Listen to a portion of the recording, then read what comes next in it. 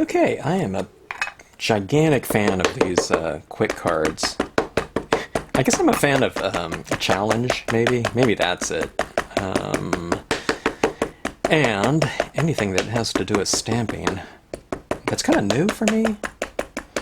I really enjoy doing. So let's see what we can come up with in, a pretty short amount of time. With this scene, I have a couple ideas in mind, but we'll see what I can come up with in terms of applying some of these techniques and whatnot to the scene in a shorter time frame, okay? Alright, now this is the shore with cabin right here. And my idea that I'm thinking about is to do, you see, I'm going to keep this color scheme, pretty minimal here because of this time frame. So let's work some variations of black in terms of some grays, and then we'll just kind of fill it in. Okay, now what I'm going to do is, since I colored just with black, I'm going to blot it a little bit, okay, and just on some copy paper, and I'm wiping the area, the perimeter of this cloud stamp. I'm doing it with dry paper towel so that it doesn't wipe off everything. I don't want it just to be a clean, swipe of that. I want there to be a little bit of a diffusion of amount of ink, so that when I give it when I make an impression with it, it will be a little bit lighter around the perimeter, okay? Does that make sense? A lot more ink makes it darker, less ink makes it lighter. Although it's all, it's all black. But I kind of blotted it off first too, so see how it just kind of fades out like that? Alright, let's go for one more impression. I kind of masked it off, but I got into my cabin a little bit, but just to show you that won't really matter. I'll show you what to do with that in the end. It doesn't really bother me, plus the scene's going to get a lot darker. Okay, so I blotted around this again. I'll come in like so. Okay, so we have a couple impressions of that cloud, and they blend perfectly. Alright, so let's add some trees behind this cabin. And this is going to be a nighttime scene, so it's going to be fairly dark in value, so I'm just going to do these trees in green, black, as opposed to doing them in like variations of green or something like that.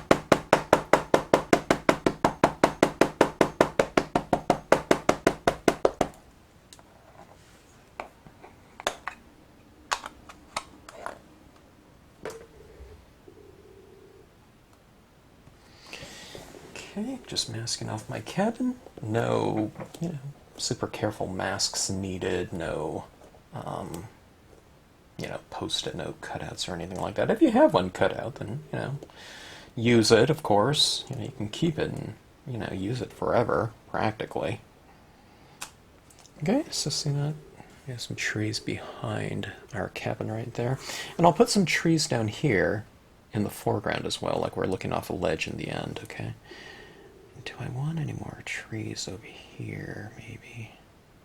Might look kind of interesting.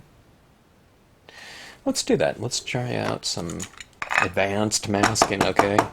And when I say that, I'm kind of joking because, this is all it's really going to take. But let's see here how that's going to go. Let's mask off some of this foreground down here. I'm just taking this little ripped paper towel, and I'll put this down here. And I'm not going for anything real particular, okay?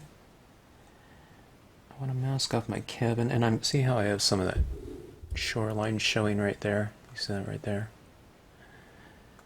That will be where these trees kind of come from, okay? It's kind of sloppy right here.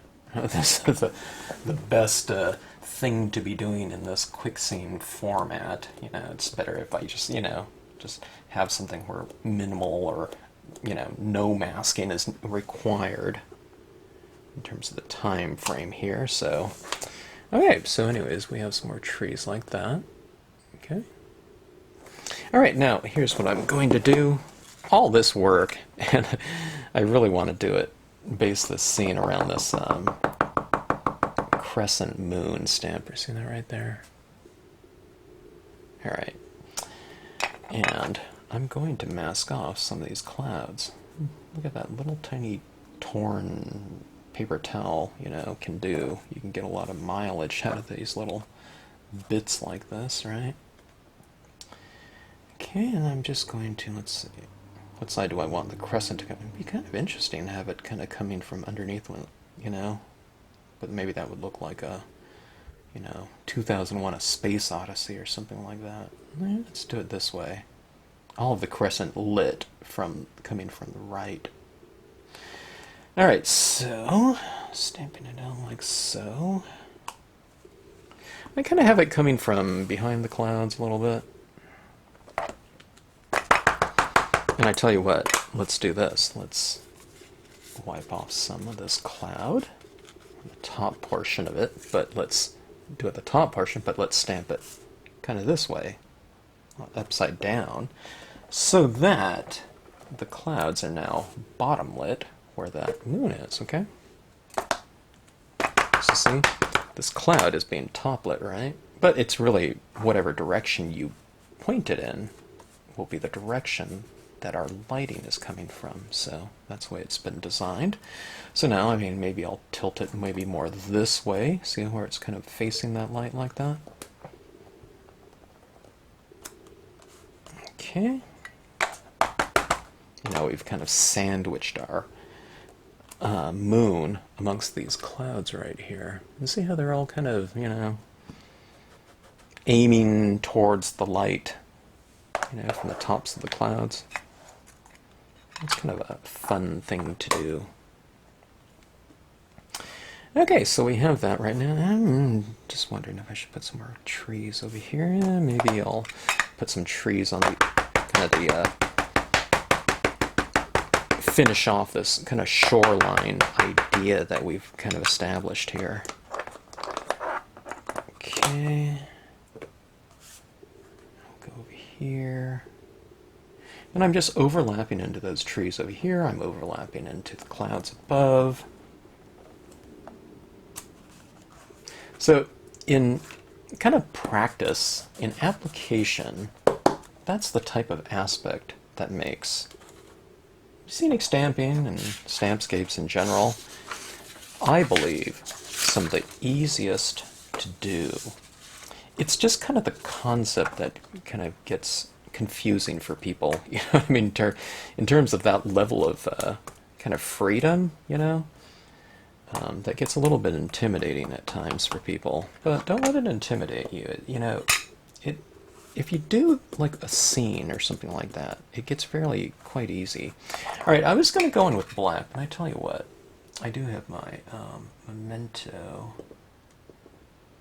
somewhere. London Fog Re-Inker. It looks like I have a little bit of blue in here too from a previous time I did this, so maybe we'll get a little bit of gray-bluish color, and then I have a little bit of black in here, but I think this will kind of speed up the process if I use a re-inker right here. Okay, so this is really loaded with quite a bit of ink, so I have to be a little bit careful about the amount of ink that's applied. Yeah, maybe, that being said, maybe I'll squeeze some of this out of here. Okay, so this is going to go on fairly quickly, okay? I'm using a really light touch, okay? It's not super delicate or anything like that, but I'm just not squeezing it all out all over my scene, okay? And see how I'm just kind of working that zone right there? I'm doing it pretty delicate, you know, light to the touch, okay? Just because I have so much ink on there.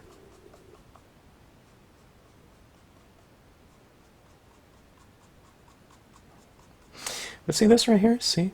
Kind of make it darker away from the cloud, or the moon, and it's lighter closer to it. That way you'll have that moon kind of casting its light, illuminating those clouds, right? Now, kind of the top side of this cabin, I'm going to retain the lightness of it so that it looks like the light is hitting that. Okay, so top surfaces of things. Where it kind of gets varied is areas like this. So see this area where I've created that little bit of shadow right there to differentiate that, you know, that water line. What I'll do is I'll add some tone around that. So I just look for the shadows in my impressions, okay? There's more shadows underneath this little pier right here, so I'll add tone to that. Put a little of this tone into my little shoreline right here, okay? Putting some tone underneath my trees because they're casting shadow down there. And on this cabin itself, here I'll put a little bit of tone. If you feel more comfortable getting in there with like something like a pen, you can do that. Use maybe an alcohol pen. And we'll put a little tone on this rooftop here. But for the most part, I'll leave it light so that now it looks like it's reflecting the light coming from that, you know, very sliver of a moon. Okay, I haven't even re-inked this, okay, there's still quite a bit on here. So I'll just keep reiterating, you know, my lighting scheme in here, kind of where I've established it.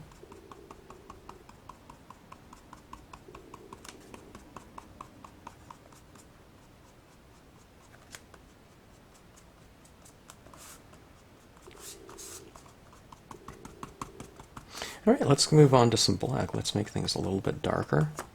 I'll just take the same black and same tip right here, and I'll deepen some of the shadows, okay? Like maybe I'll put it around that cabin. When you kind of make the base of the cabin a little bit darker like that, we kind of anchor it into the scene. See these trees over here? See this right here? When I put a little bit of shading at the base of those trees, it anchors them into the scene. And again, I'll just kind of reiterate what's going on in the shadows here in the design itself, okay, and make them a little bit darker. So we're taking these kind of incremental, you know, incrementally darker steps, and that just kind of, see how it's kind of modeling things a little bit more now? Yeah, that pier needs a little bit of shadow on it. Put a little tone over it. Put a little bit more shadow underneath these trees.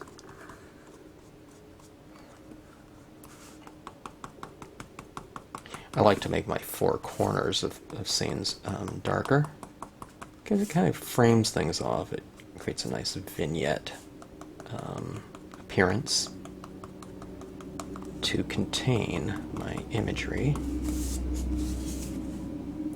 Don't get too caught up in saying, okay, let me see that moon is right there and it's light, so, you know, would there be shadow coming, you know, behind that tree or something like that? You don't have to get that, you know, so, you know, specific like that.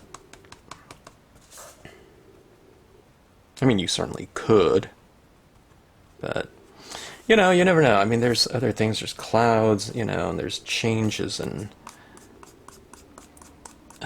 lighting, you know, that would vary across the scene. I just think it looks good to kind of oscillate things light and dark. One of my teachers in school used to call it checkerboarding. You know, you kind of make things, you know, you go light, dark, light, dark, light, dark.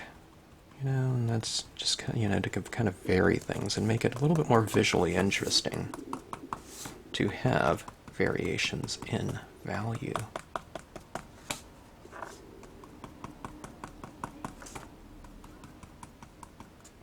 Alright, see that? It's kind of fun. I mean, you can tint this too if you want. You know, here's some more of that gray that I had in there. You know, take a little bit more of that and apply it. Okay, now you can tint this, you know, with some additional colors if you want to. I don't know if I want to or not, but I do want a little bit more texture. Okay, this is looking a little bit, I wouldn't call it boring, it just looks a little bit incomplete to me, so let's put a little bit more of these rocks along the water, kind of you have that little bit of texture down like that. It makes it look like, you know, there's some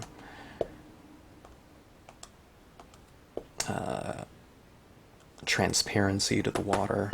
You can put some up here too on the ground if you want. See what that little things like that does. It makes things look a little bit more full, in my opinion.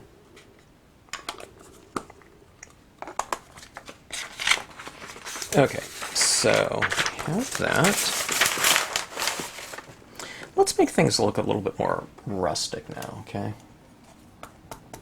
I have a little I need to clean up. I've been doing so much stamping in different color schemes because of this quick scene format. You know, you can really crank out a lot of these different scenes. This is a tea dye distress ink. I love those kind of aged, you know, kind of weathered looking versions of these given hue, you know, from Tim Holtz and Ranger. This is like doing a little bit of color tinting, you know, taking like a black and white photograph and adding those really thin layers of tints, which I've never done, but I've seen done before. You know, if you look at those old photos and, you know, there might be some color on it, you know. You know, obviously a black and white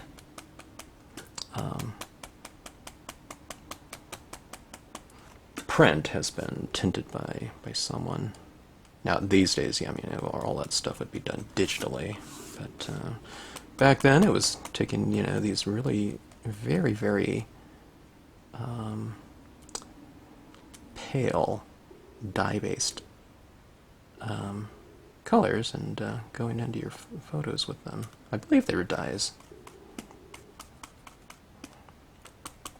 Okay, so this is hopefully giving it, I wouldn't say it looks like a sepia print or something like that, but I think it has a little bit of that spirit of something like that. Kind of an old print, you know. Actually, there's that distress. Let me see, where is mine? It's always, here's a walnut stain. I wasn't at the bottom of the pile, but close to. Okay, so let's layer on another. See what it looks like. This is walnut stain again. Walnut has that kind of that old look to it.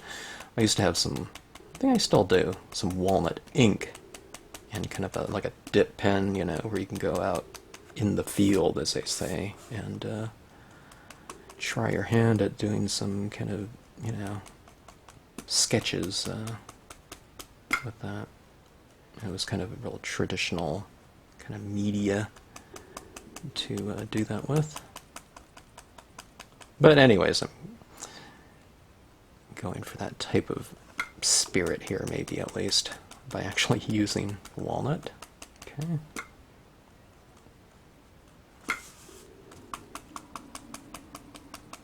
Kind of warms it up though, doesn't it? It looks a little bit more rich, you know, when we're introducing, you know, some temperature into the scene. I'm not looking to go use this as too much of a darkening agent. Okay, I've kind of already established a lot of the tones with my grayscale. This is just kind of doing a little bit of tinting. Actually, and the more I apply it, the more I kind of like it. I'm kind of going a little bit more and more with it. It's kind of an interesting look. It's definitely fun to apply.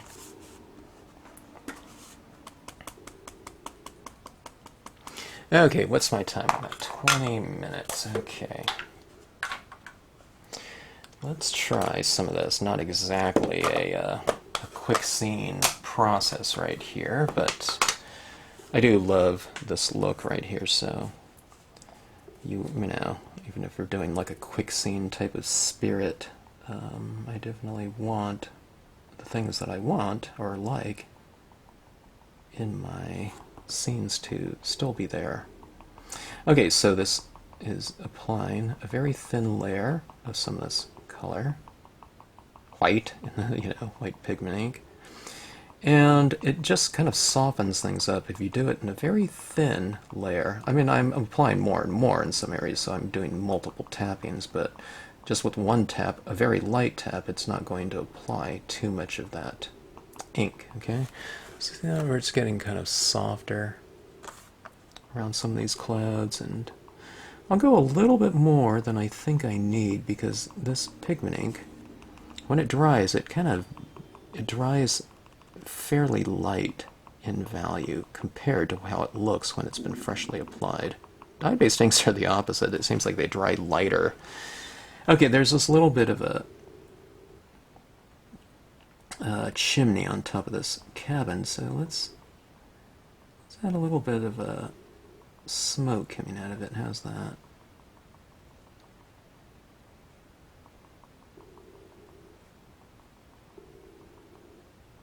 Doesn't that kind of make that, you know, cabin, though, having that little bit in there? And see how I'm kind of developing this little thing. There's not like big blobs of paint coming off of it. I call it paint. It's, you know, pigment ink, but see that? Yeah, it goes on a little bit lighter like that, and then you'll see it kind of blend in a little bit.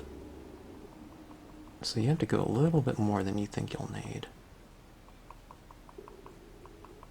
I think if I use some brilliance, I can get, you know, some of that lighter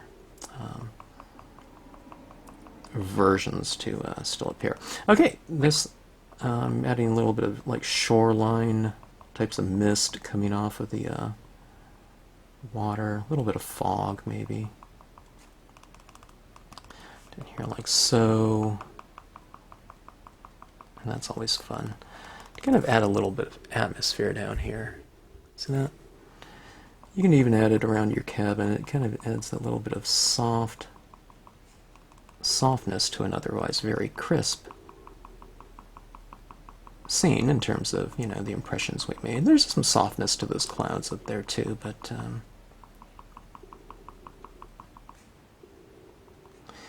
yeah, I can kind of illuminate my windows in the cabin a little bit. Okay, I've left them light by not coloring them in, but if I put a little bit of light in there, it kind of, you know, makes it look like there's a little bit of a internal glow coming out of that cabin.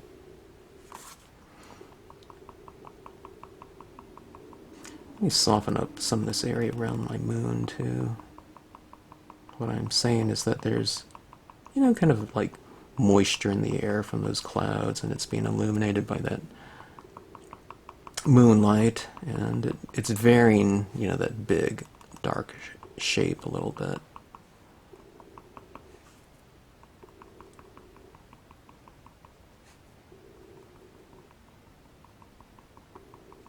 Okay.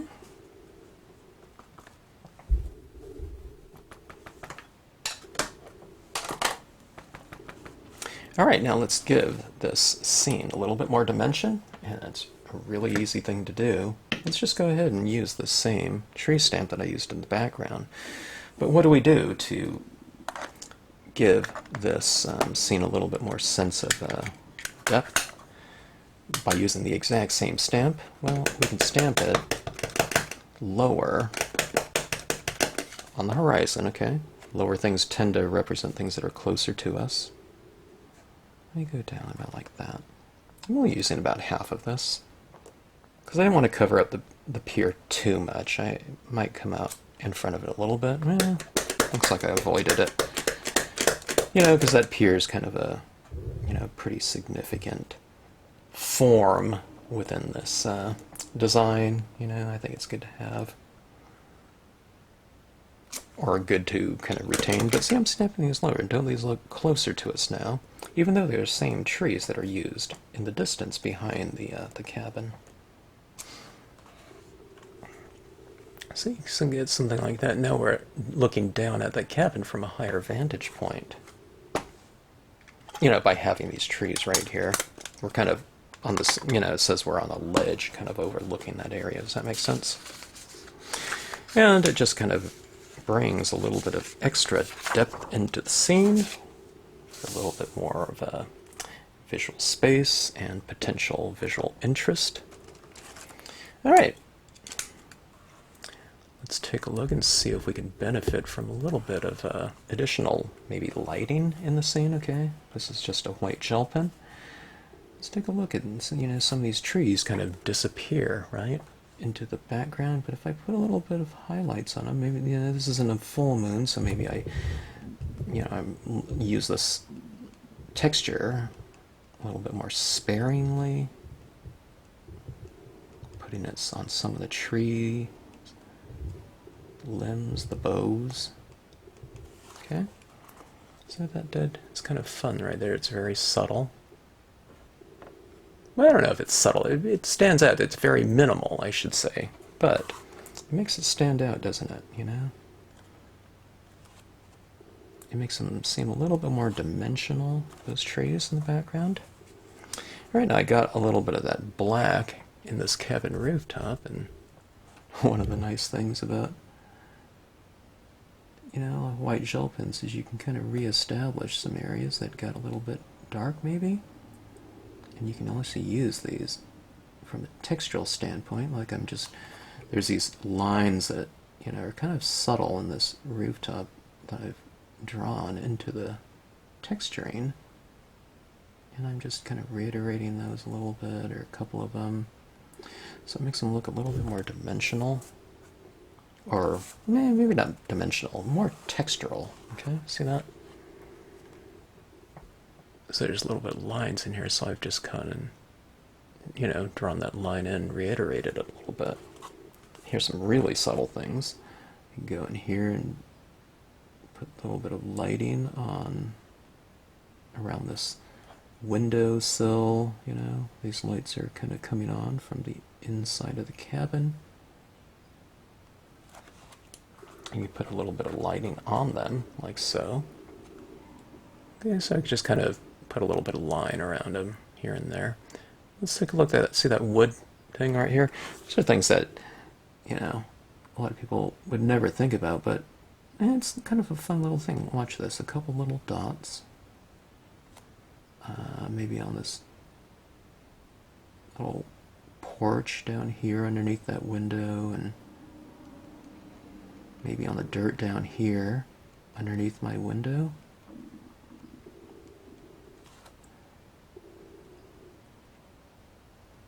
I can put a little bit of lighting coming from our interior source of light. See that right there? Isn't that here? See, it's right there. A little light on that pile of wood. A little bit down here on the ground. A little bit of the window lighting down here. It's subtle. I'm showing you a close-up. This is what it would look like. At regular viewing distance, it doesn't stand out so much. But then you zoom in, you can really see those little types of details. See these trees right here in the foreground? Now, they are a little bit wet because they're stamped in pigment ink, and that pigment ink sits on the surface of the paper, but I can hit that with a little bit of texture, too.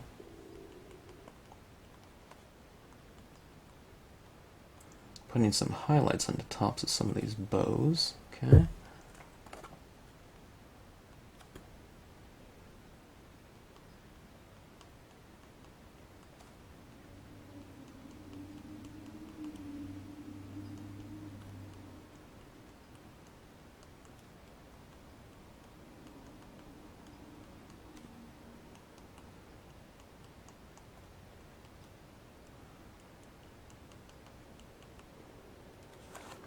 Okay, let's take a look at that foreground. Okay, so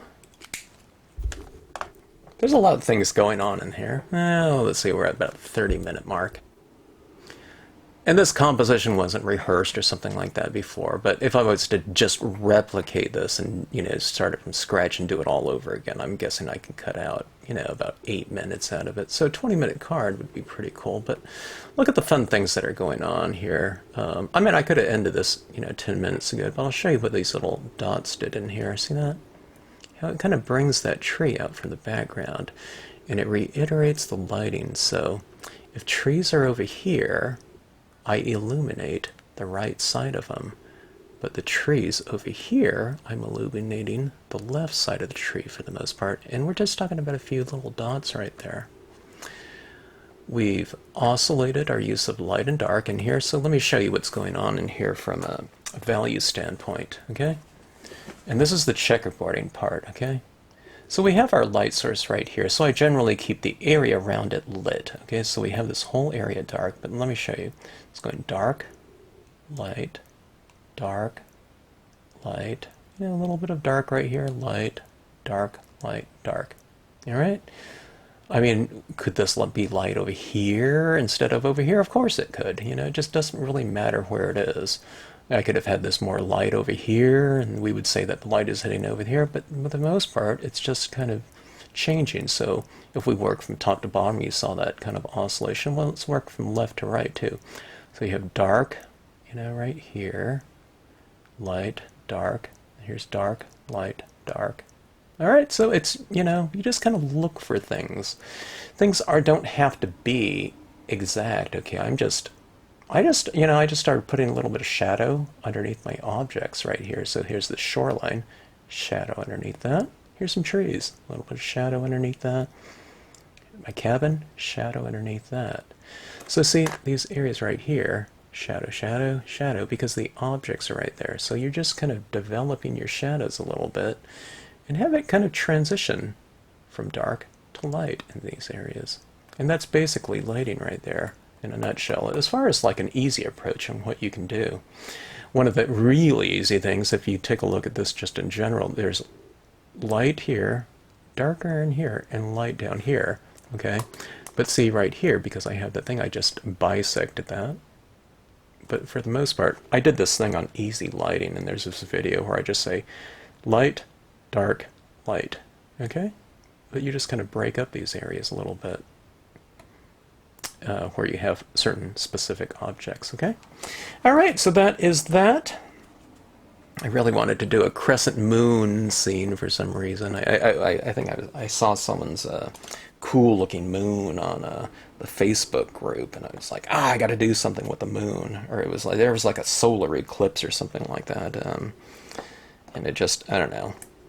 I go nuts over celestial things, so I really like using those types of images, and I don't know, when I see something like that, I just feel compelled, to stamp something out, which I guess is a good thing. Always have fun looking, forward to things to do, and in our case, as rubber stampers, to stamp it out. Okay, so pretty simple composition. Got trees in the background. This is one stamp, 2, 3, 4. I think it was 5 stamps, but instead of that, that pine row over there, I could have used these trees from the Pines and Rocks Small as well too. So, all right, so not exactly a real quick scene, but not one that didn't take too long, and we got a lot of things going on in here as far as from a textural standpoint and a lighting standpoint, and everything else that is really fun to apply in a scene. All right, thanks for watching. Hope you enjoyed it.